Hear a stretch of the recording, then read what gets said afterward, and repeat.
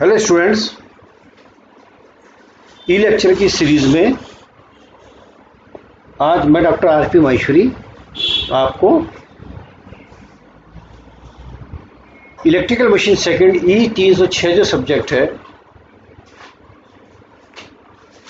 उसको स्टार्ट करके और टॉपिक वाइज मैं आपको इसमें डिटेल में डिस्कस करेंगे।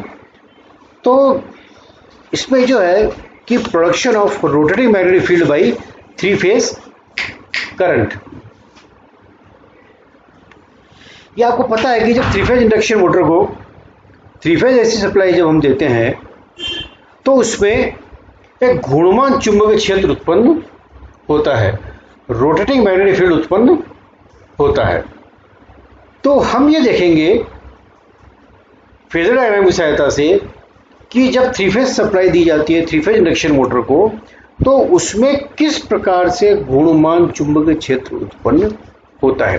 टाइम के साथ साथ वो जो मैग्नेटिक फील्ड है वो घूर्णमान कैसे होता है, क्या उसका मान होता है और क्या उसकी स्पीड होती है।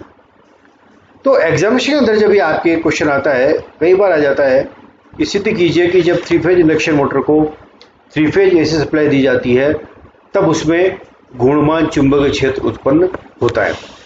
तो किसी भी प्रकार से चाहे पूछे एग्जामिनर, आपको वेक्टर डायग्राम से फेजर डायग्राम की सहायता से फेजर डायग्राम ड्रॉ करके और उसकी जो रिलेटेड मैथमेटिकल छोटी छोटी सी इक्वेशन है उसकी सहायता से आपको उसको एक्सप्लेन करना है कि किस प्रकार से घूर्णमान चुंबकीय क्षेत्र उत्पन्न होता है।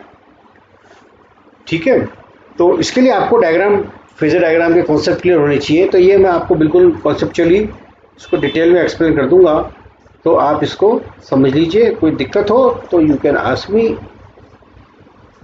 Me on mobile phone. ठीक है ना। तो आपको ये देखना है कि किस प्रकार से अलग अलग टाइम के साथ ये मैग्नेटिक फील्ड उत्पन्न होता है। ओके, तो ये देखिए, अब production of rotating magnetic field by three phase supply बोल दीजिए, थ्री फेज करंट बोल दीजिए, कुछ भी बोल दीजिए। तो जब थ्री फेज इंडक्शन मोटर को थ्री फेज एसी सप्लाई दी जाती है तो उसमें एक घूर्णमान चुंबकीय क्षेत्र रोटेटिंग मैग्नेटिक फील्ड उत्पन्न होता है जो कि वायु अंतराल में एनएस स्पीड से घूमता है। जहां एनएस क्या है, सिंक्रोनस स्पीड कहलाती है। एनएस कहलाती है सिंक्रोनस स्पीड या चुंबकीय क्षेत्र के घूमने की गति। और एनएस का मान होता है NS equal to 120 F upon P, जहां पर एफ सप्लाई फ्रीक्वेंसी है और पी स्टेटर के नंबर ऑफ पोल्स हैं।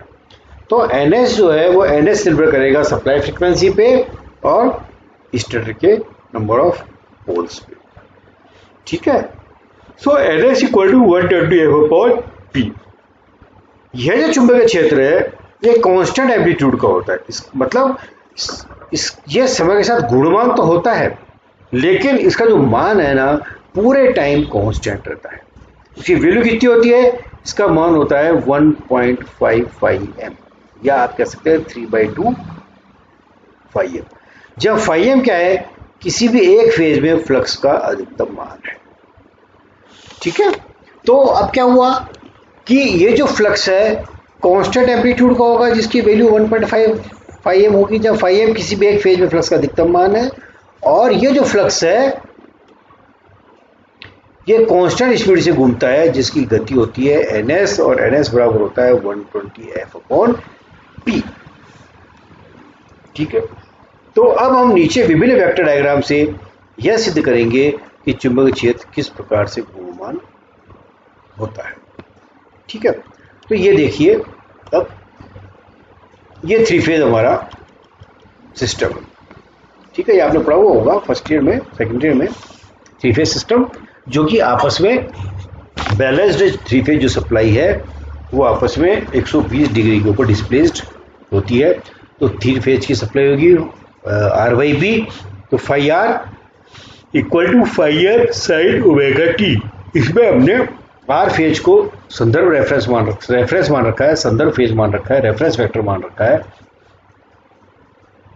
ठीक है, तो इसलिए ये साइन ओमेगा टी होगा। वाई फेज 120 डिग्री पीछे होगा, तो फाइव वाई का मान होगा phi M sine omega T minus 120, ठीक है। और फाइव बी फाइव आर से 240 डिग्री पीछे होगा, तो ये हो जाएगा phi B equal to phi M sine omega T minus 240, ठीक है। ये फाइव बी, ये बी नीचे की तरफ है, okay. So five M equal to, जहां omega equal to 2 pi F होता है, ठीक है। और फाइव एम क्या है, फाइव एम है किसी भी एक फेज में फ्लक्स का अधिकतम मान। Phi equal to maximum value of flux in any phase. ये तीन मैथमेटिकल इक्वेशंस को जब हम वेक्टर डायग्राम पे देखेंगे, तो ये हमारी मैथमेटिकल इक्वेशंस वेक्टर डायग्राम में इस तरह से दिखेगी। देखिए, ये हॉरिजॉन्टल जो एक्सिस है ये 0 है, तो ये तो हो गया फाई आर का वेक्टर, क्योंकि संदर्भ है इसलिए इसको मैंने हॉरिजॉन्टल ले लिया, तो ये फाई आर हो गया। इस फाई आर से 120 डिग्री पीछे, फाई आर से 120 डिग्री पीछे आएगा आपके फाई वाई का वेक्टर, ये फाई वाई का वेक्टर आएगा 120 डिग्री पीछे। और इस फाई आर से माइनस 240 डिग्री, ये माइनस 240 हो गया, तो ये हो गया फाइव बी का वेक्टर, इससे माइनस 240 पीछे। कोई भी वेक्टर, ये ओरिजिनल वेक्टर रेफरेंस वेक्टर है, इससे जो पीछे वेक्टर होंगे, मीन्स जो लैगिंग वेक्टर होंगे वो क्लॉकवाइज दिशा में जाएंगे, और जो लीडिंग वेक्टर होंगे वो एंटी क्लॉकवाइज दिशा में जाएंगे। ये स्टैंडर्ड प्रैक्टिस है पूरे इंजीनियरिंग के अंदर फेजर डायग्राम्स के लिए। लैगिंग वेक्टर्स क्लॉकवाइज डायरेक्शन वाले होंगे और लीडिंग वेक्टर्स एंटी क्लॉकवाइज वाले। तो ये जो इक्वेशन थी हमारी, phi are equal to phi M sine omega T, phi Y equal to phi M sine omega T minus 120 है, 120 डिग्री पीछे है, और phi B equal to five sine omega T minus 240 degree, तो ये यहाँ से माइनस 240 डिग्री है, ठीक है।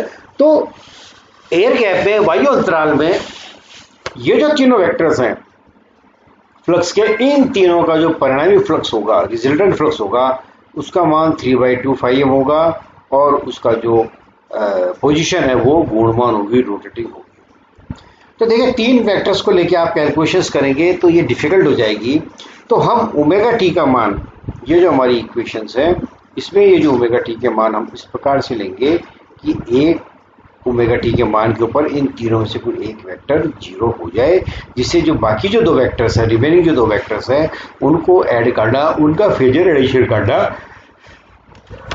हमारे लिए आसान हो जाएगा, ठीक है। तो सबसे पहले हम लेते हैं omega T equal to 0। Time का जो ड्यूरेशन लेंगे, जिस समय सप्लाई दी उस समय, तो केस 1 आ गया मेरे पास, ओमेगा टी इक्वल टू 0, ये मेरा केस आ गया।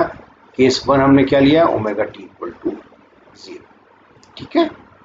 तो अभी देखिए, फाई आर बराबर phi M sine 0, omega T कितना रख दिया मैंने, 0, तो फाई आर का मान कितना हो जाएगा, 5 साइन 0 साइन 0 0 दिया हो जाएगा 0।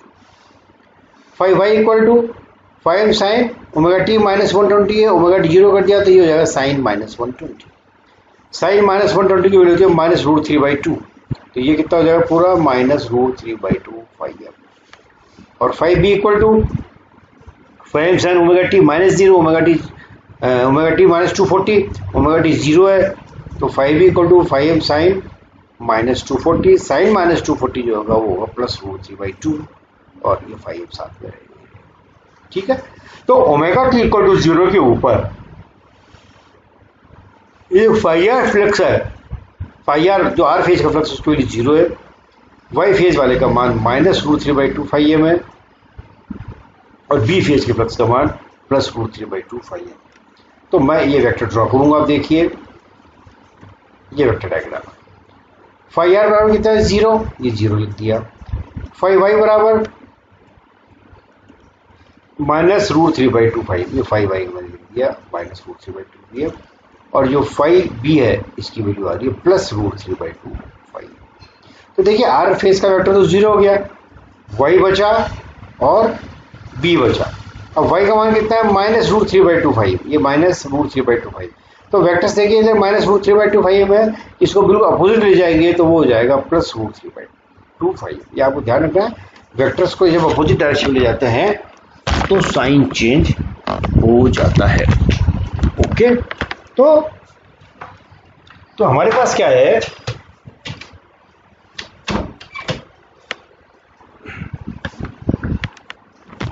Five Y minus root three by two five है ना, इसको मैंने इधर ले गया तो ये होगा plus root three by two phi. अब दो वेक्टर बचे, एक ये बचा phi B equal to root three by two five है, एक ये बचा phi Y equal to minus plus root three by two five हो गया। फिर इन दोनों वेक्टर्स को मैंने ऐड कर दिया, इस दोनों वेक्टर्स को मैंने ऐड कर दिया। थोड़ा सा डायग्राम को आप उसमें पैरेलल ले जाके ऐड करना पड़ेगा आपको इसमें, ठीक है।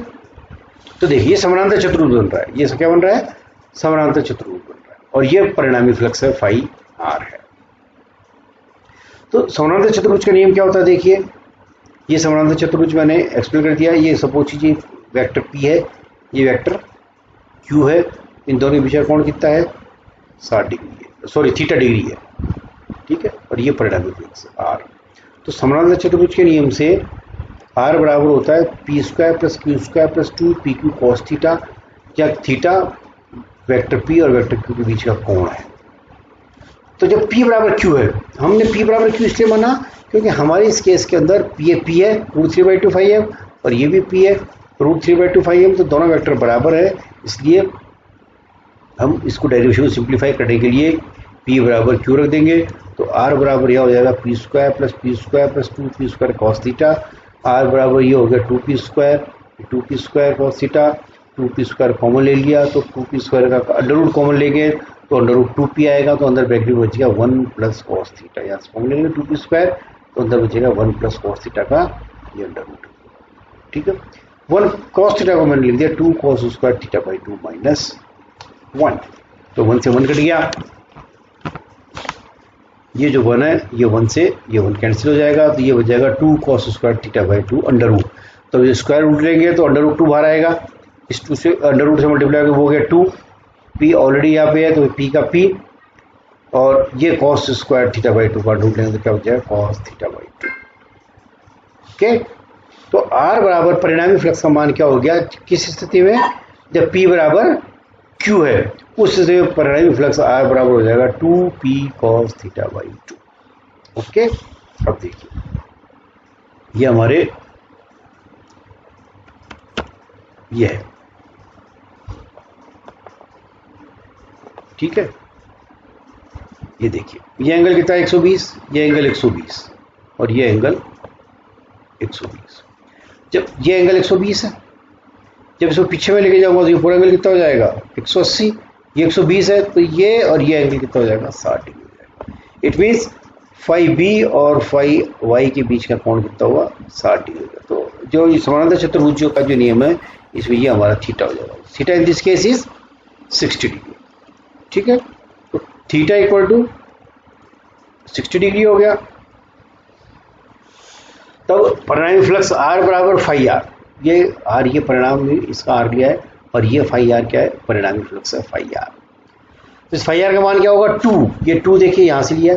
पी का मान क्या है हमारे पास root three by two five है, एक जो आर्म है एक भुजा जो समानांतर चतुर्भुज की उसकी वैल्यू कितनी है root three by two five, और थीटा बाई टू, थीटा कितना है कॉस 60 डिग्री, तो ये कितना हो जाएगा कॉस 30 डिग्री हो जाएगा। ये परिणामी फ्लक्स फाई आर क्या होगा 2 यहाँ से 2 आएगा। पी की वैल्यू कितनी है, पी है क्यू की वैल्यू, पी की वैल्यू कितनी है root three by two five. ये हमारे ये जो डायग्राम है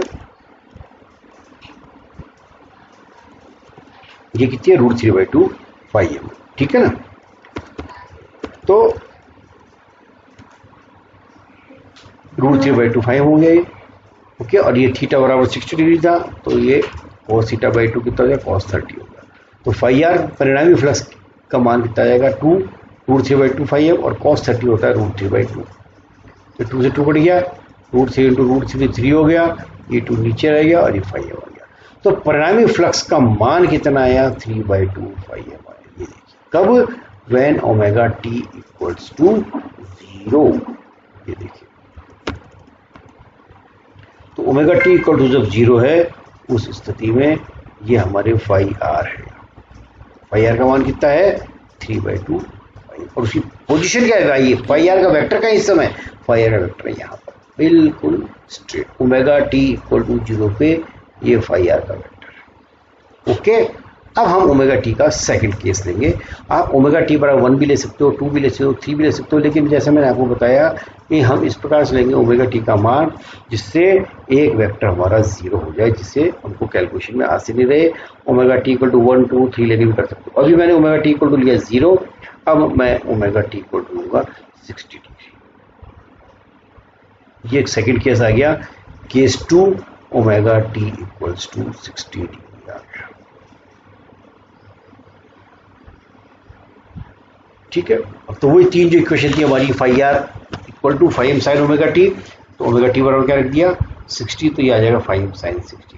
साइन 60 होता है √3/2, तो ये होगा √3/2। Second five Y equal to five sine omega t -120, तो ओमेगा टी बराबर 60 लगा तो ये बच गया -60, तो ये हो गया -√3/2 और 5 equal to 5 sine omega t -240, omega T बराबर 60 रखा तो ये हो गया साइन -180, साइन 180 0, तो ये वेक्टर 0। तो दो वेक्टर बचे, फाई आर का बचा और फाई वाई का बचा, और फाई बी का मान 0 हो गया। देखिए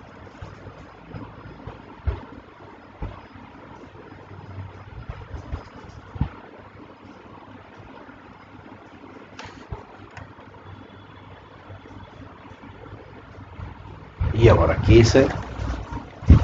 फाई आर बराबर √3/2 फाई एम, फाई वाई बराबर -√3/2 फाई एम और फाई बी बराबर 0। ओके, अब ये है फाई वाई बराबर -√3/2 फाई एम, इसको मैं अपोजिट डायरेक्शन में ले जाऊंगा तो ये हो जाएगा +√3/2 फाई एम। तो एक वेक्टर तो ये हो गया +√3/2 फाई एम, दूसरा वेक्टर ये हो गया √3/2 फाई एम। ये समानांतर चित्र बन जाएगा, तो इन दोनों का परिणामी फ्लक्स मैंने निकाल दिया। वो क्यों चीज आएगी, देखिए इससे पहले वाले केस में भी √3/2 फाई एम था, √3/2 फाई एम पी बराबर क्यू है, ये एंगल कितना है 60 डिग्री है, तो परिणाम वो कब ही आएगा। तो फाई आर बराबर कितना हो गया 3/2 फाई एम, कब, जब ओमेगा टी बराबर 60 डिग्री। Is it clear. अब जो चीज देखने की अपनी वो ये है कि जब ओमेगा टी इक्वल टू 0 था तब हमारा परिणामी फ्लक्स की वेक्टर यहाँ पर था फाई आर। फाई आर बराबर कितना था 3/2 फाई एम, कब, when omega T equal to 0। अब 60 डिग्री पे कितना घूम गया, ये 60 डिग्री। 1 डिग्री पे यहाँ से 1 डिग्री घूमेगा, 2 पे 2 घूमेगा, 10 पे 10 घूमेगा, इस पर 60 डिग्री पे कितना घूम जाएगा, ये 60 घूम गया, यहाँ आ गया। ये फाई आर आया ना अपने यहाँ पर, तो और इसका मान कितना आया 3/2 फाई एम ही आएगा। ठीक है, क्यों, क्योंकि हमारे पास जो दोनों वेक्टर्स हैं वो समांतर चतुर्भुज की वैल्यू है √3/2 फाई एम और ये √3/2 फाई एम, पी बराबर क्यू है और ये एंगल 60 डिग्री है, तो ये फाई आर बराबर 3/2 फाई एम आएगा। तो देखिए इस दो एग्जाम्पल से ये क्या सिद्ध हो गया कि जो परिणामी फ्लक्स है फाई आर, छोटा वाला फाई आर, इसका मान 3/2 फाई एम होता है, ये 3/2 फाई एम, और ये गुणमान हो रहा है ओमेगा टी इक्वल टू 0 पर यहाँ था, ओमेगा टी इक्वल टू 60 पर यहाँ। अब दो केस और देखेंगे हम, समझ में आ गया आपके। केस नंबर 3, केस नंबर 3 क्या है, केस नंबर 3 है when omega T equals to 120 degree.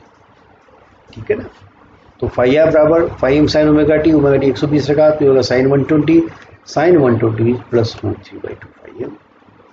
Phi Y equal to 5 sine omega t -120, omega T बराबर 120 रखा तो ये हो गया साइन 0, साइन 0 इज 0। और phi B equal to 5 sine -120, तो ये हो गया -√3/2। तो ये हमारे तीन फेज आ गए। वापस देखिए, फाई वाई की वैल्यू 0 है, इस फाई आर की value +√3/2 phi m, phi b की वैल्यू -√3/2 फाई एम। ओके, ये हमने डायग्राम। फाई आर बराबर +√3/2 फाई एम, फाई वाई बराबर 0 और फाई बी बराबर +√3/2 सॉरी -√3/2 फाई एम। ये फाई बी का ये -√3/2 फाई एम है, इसको मैंने अपोजिट डायरेक्शन में ले लिया तो ये हो गया फाई बी बराबर +√3/2 फाई एम। ओके, ये फाई आर बराबर √3/2 फाई एम और ये फाई बी बराबर √3/2 फाई एम। इन दोनों को मैंने ऐड कर दिया, ये P हो गया, ये Q हो गया, तो P बराबर Q है, और ये कोण कितना है, ये वापस 60 डिग्री का आएगा कोण, ठीक है, क्योंकि ये पूरा 120 है, यहाँ से लेके ये 120 है, ये यहाँ से लेके 120 है, और ये पूरा 180 है, तो ये कितना हो गया 180 माइनस 120, ये निकलेगा एंगल 60 डिग्री होगा। तो हर केस में 60 डिग्री एंगल आएगा। डायग्राम वो कब बनेगा, P बराबर Q आपको एक बार बताना है। Again in this case P बराबर Q, एंगल इज 60 डिग्री, तो परिणामी फ्लक्स का मान वापस कितना आ गया 3/2 तो परिणामी फ्लक्स वापस कितना आया 3/2 आया। लेकिन आपने महत्वपूर्ण चीज क्या है कि ओमेगा टी इक्वल टू 0 पे परिणामी फ्लक्स यहाँ था, ओमेगा टी इक्वल टू 60 पे परिणामी फ्लक्स यहाँ है, ओमेगा टी इक्वल टू 120 परिणामी फ्लक्स 120 डिग्री इस वर्टिकल पोजीशन से घूम गया। पहले 0 पे यहाँ था, 60 पे 60 डिग्री घूमा, 120 पे 120 डिग्री घूम गया। इसी प्रकार से ये कंटिन्यूस रोटेट हो रहा है, और इसका जो परिणाम है वो 3/2 नियत है, कांस्टेंट चल रहा है। और अब last example, when omega T equal to 180 degree, ये omega T equal to 180 degree, तो sine phi are equal to 5 sine omega T sine 180 0, phi Y equal to sine 60 plus root 3/2 phi M, और phi B equal to 5 sine omega T minus 240, omega T बराबर 180 रखा तो हो गया sign minus 60 minus root 3/2। तो इस case में phi are 0 है, फाई वाई जो है वो प्लस 3/2 फाई एम है, और phi b minus root 3/2 phi m. ये वेक्टर बना लिया हमने। ये फाई आर बराबर 0, फाई वाई बराबर प्लस रूट 3/2 फाई एम, और फाई वाई बराबर माइनस रूट 3/2 फाई एम। इसको इधर ले लिया, अपोजिट डायरेक्शन में ले लिया, तो यह माइनस रूट 3/2 फाई एम था, और इसको जब मैंने अपोजिट डायरेक्शन में ले लिया तो वेक्टर पॉजिटिव बन जाएगा। इसकी वैल्यू होगी प्लस रूट 3/2 फाई एम, इसकी value plus root 3/2 phi m, इसका और इसका परिणाम ले लेंगे। ये जो एंगल है, this angle is again theta, तो थीटा इक्वल टू कितना रहेगा 60 डिग्री। P बराबर रूट 3/2 फाई एम, Q बराबर रूट 3/2 फाई एम, तो P बराबर Q, इट मीन्स इसका जो मान आएगा वो इसका और इन दोनों का जो वेक्टर रेशियो लूंगा वो आएगा 3/2 फाई एम। तो परिणामी वेक्टर कहाँ आया 3/2 फाई एम, और ये उसकी पोजीशन रहेगी। समझ में आ गए। तो देखिए ओमेगा टी इक्वल टू 0 पर यहाँ था मेरा, ओमेगा टी इक्वल टू 60 पे रिजल्टेंट यहाँ आ गया मेरा, परिणाम यहाँ पे कितना था 3/2 फाई एम, यहाँ पे 3/2 फाई एम लेकिन 60 डिग्री आ गया। फिर 120 पे यहाँ था, वहाँ 3/2 फाई एम था, घूम के 180 डिग्री पे 120 डिग्री पे आ गया, और omega T equal to 180 degree पे परिणामी फ्लक्स आ गया मेरा यहाँ पर। लेकिन इसका जो मान है वो मान मान जो है वो 3/2 फाई एम ही है। ठीक है, इस प्रकार से हम ये कह सकते हैं, आप देखेंगे यह मेरा 120 डिग्री तीनों वेक्टर आ गए, फाई आर फाई वाई और फाई बी तीनों आपस में 120 डिग्री ऊपर है। ठीक है, ये मैंने आपको फर्स्ट केस बताया था जिस समय फाई आर का मान कितना आया था 3/2 फाई एम, और ये पोजीशन आई थी। ठीक है, उसने जब सेकंड केस लिया ओमेगा टी इक्वल टू 60, तो 60 के ऊपर ये समानुपाती का नियम है, 60 के ऊपर वेक्टर डायग्राम मेरा फाई आर यहाँ आ गया, परिणामी flux 3/2 phi m, omega T equal to 60। इसकी और आगे चले तो ओमेगा टी इक्वल जब 120 लिया तो जो फाई आर है, फाई आर मेरा यहाँ आ गया, फाई आर बराबर 3/2 फाई एम, कॉन्स्टेंट है लेकिन रोटेशन इसकी 180 डिग्री 120 डिग्री रोटेट हो गई। और लास्ट जो केस है जिसके अंदर ये परिणामी फ्लक्स आपका 180 डिग्री हो गया, जबकि वैल्यू 3/2 फाई एम। तो इस प्रकार से आपको एग्जामिनेशन के अंदर वेक्टर डायग्राम की सहायता से बनाना है।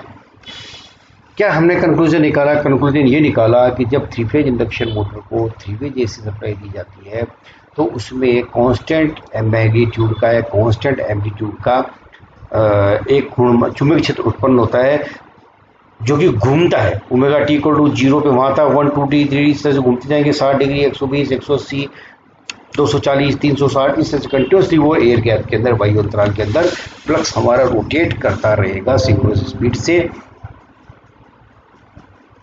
तो ये जो फ्लक्स है ये ns स्पीड से घूमता रहेगा, कांस्टेंट स्पीड से, जिसकी स्पीड 120 f/p होगा, और इसका जो मान होगा वो 1.5 m होगा। ये महत्वपूर्ण है। हर जिस एक फेज में फ्लक्स, या m क्या है, किसी भी एक फेज में फ्लक्स का अधिकतम मान है, जबकि घूर्णन चुंबकीय क्षेत्र जो होगा उसके अंदर फ्लक्स का मान 1.5 कांस्टेंट होगा। तो वेक्टर डायग्राम से आपको उसको एक्सप्लेन करना है, आपको बताना है कि किस प्रकार से चुंबकीय क्षेत्र घूर्णमान होता है, स्पीड कांस्टेंट होती है, और उसका जो मान है वो मान भी उसका कांस्टेंट ही रहता है पूरे टाइम में। तो वायु अंतराल में थ्री फेज इंडक्शन मोटर को जब थ्री फेज एसी सप्लाई दी जाती है तो कांस्टेंट एम्पलीट्यूड का घूर्णमान चुंबकीय क्षेत्र उत्पन्न होता है, जिसका मान 1.5 m होता है, जहाँ m किसी भी फेज में फ्लक्स का अधिकतम मान है, और ns = 120 f/स्पीड से वो कंटिन्यूसली घूमता रहता है। ठीक है, ओके।